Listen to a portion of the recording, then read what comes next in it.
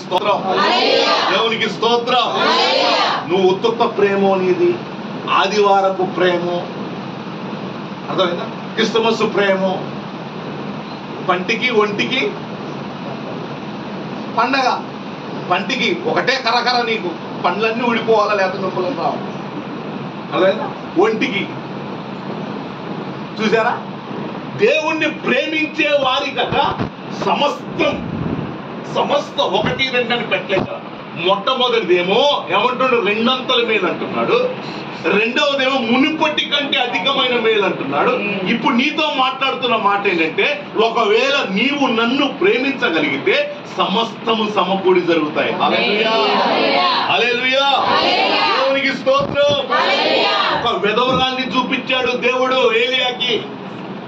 సారేపత్తు అనే ఊరి పేరు మీదనే వచ్చేది, అంటే విధవరాలు లేరు అందులో. నాకు అర్థం కాదు ఏంటంటే, సారేపత్తు విధవరాలన్నారు, ఆ పేరు లేదు. సారేపత్తు అనేది ఊరు, కానీ ఆ ఊరి పేరే వచ్చింది. అంటే ఆ ఒక్కతే ఉందా విధవరాలు? కొన్ని విశ్వాసం ఆ ఒక్కతే ఉందా? చూసారా దేవుడి దృష్టికి ఎంత యోగ్యంగా ఉందో? పురుషుడు ఆధారం లేనిది, మొగ దిక్కు లేనిది దేవుడి దృష్టికి ఎంత యోగ్యంగా కనపడదో చూడండి. మరి మనం ఈ లోకంగా యోగ్యంగా కనపడాలనుకుంటాం. అది కొనాలి, ఇది కొనాలి, అది చేయాలి, ఇవన్నీ శుద్ధ దండగా. మందిరం కట్టడానికి ప్రయాసపడు. దేవుని సేవకుడికి దేవుని సేవని ప్రేమించడానికి ప్రయాసపడు, అది యోగ్యం. ఈ లోకంలో ఉన్నదాన్ని నువ్వు తగిలించుకున్నావు అనుకో, అది దేవుడు మెచ్చడది. నీ ప్రయాసంతో ఎట్లుండాలంటే ఆయన రాజ్యాన్ని కట్టడానికి ఉండాలి. హల్లెలూయా. నిన్ను ఏర్పాటు చేసుకుంది, నిన్ను ఆయన పిలుచుకుంది, నిన్ను లోకంలో నుండి ఆయన వేరు చేసింది. కారణం ఏంటంటే, నీలాంటి వారిని నువ్వు రక్షించడానికి, నీలాంటి వారిని ప్రభు సన్నిధికి నడపడానికి, నీలాంటి వారిని ప్రభు యొక్క నీకు చేసిన ఉపకారములన్నీ వారికి చెప్పి, వారి బంధకాలలో ఉన్నటువంటి వారిని, అప్పులలో ఉన్న వారిని, సమస్యలలో ఉన్న వారిని అందరినీ ప్రభు దగ్గర తీసుకురావడానికి నీకు రక్షణ ఇచ్చింది. అర్థమైందా? ఉత్తగేదో దేవుని స్తుతి స్తోత్రాన్ని గురించి రాదు ఇది. అర్థమైందా? ఆయనను ప్రేమించు వారికి ప్రేమించిందా ప్రేమించలేదా? అడవిలో పుల్లలు ఏరుకోవడానికి వెళ్ళింది ఆమె. దేవుడు ఏం చెప్పాడు? నువ్వు అక్కడికి వెళ్ళు. చూడండి, ఆమెను తీసుకురావడానికి అసలు దేవుని యొక్క హృదయం, ఆమెకున్న స్థానం చూడండి.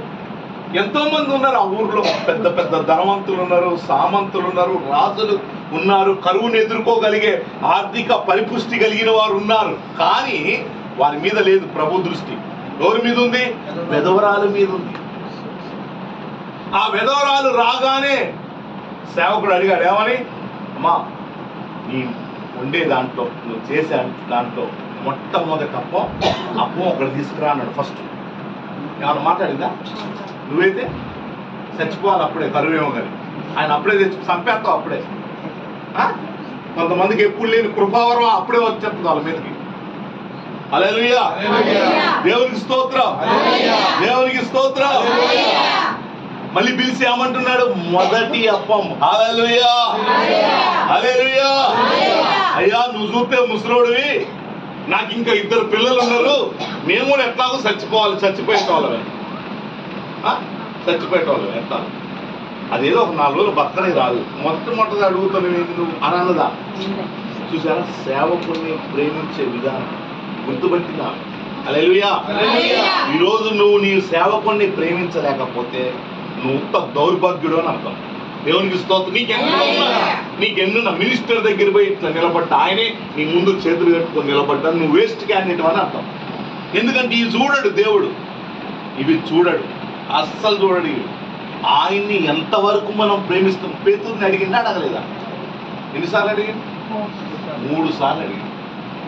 3 సార్లు డైరెక్ట్ ఆయన స్వరక్తం ఇచ్చి కొన్న సంఘాన్ని ఆయన అప్పచెప్పిందండి. పేతురు రక్తం కార్చింది, పేతురు దెబ్బలు తినడా, ముళ్ళ కిరీటం పెట్టారా? నిన్ను నేను ప్రేమిస్తున్నానని చెప్పిన మాటకి సంఘాన్ని గాయాలన్నాడు, మేపు అన్నాడు. చూసారా? ఈ విధవరాలు రాగానే, ఇదిగో చూస్తుండగానే ఆ ఆత్మీయ జీవితం అర్థమైపోయింది సేవకుడికి. అడుగుతున్నాడు, నువ్వు నన్ను ఇక్కడ రమ్మన్నావు, నీకు దగ్గరున్నామనే పంపిస్తున్నాను. దేవుడు కూడా ఎవడు పడితే వాడితో మాట్లాడదు, ఆయనకి సమీపం ఉన్న వారితోటే మాట్లాడతాడు. ఎవరు సమీపంగా ఉంటారు అంటే ఆయన మాట వినేవారికి, ఆయన మాట వినేవారికి. సౌలుతో అన్నాను లేదా, బలులు గిలులు కాదు, దేవుని మాట వినటం శ్రేష్టం. హల్లెలూయా, దేవునికి స్తోత్రం, దేవునికి స్తోత్రం. చిన్నోడా పెద్దోడా సేవకుడు ఉన్నప్పుడు సేవకుడి మాటను శిరస వహించాలి. హల్లెలూయా, సేవకుడు ఆయన ప్రతినిధి. హల్లెలూయా. చూసారా, అక్కడ రాగానే ఆమె మనోనేత్రము మొత్తం వెలిగించబడి నా సేవకుడు దేవుని చేత పంపబడిన వాడు అనేది అర్థమైపోయింది. దేవుడు అంత మందిని కాదనుకొని ఈ వెధవరాలిని నా దగ్గరికి పంపించాడంటే అమ్మో ఈమె మామూలు కాదు అనే విషయం సేవకుడికి. చూసారా, ఒక్క కార్యంలోనే 2 అర్థాలు ఎట్లా వచ్చేసినాయో.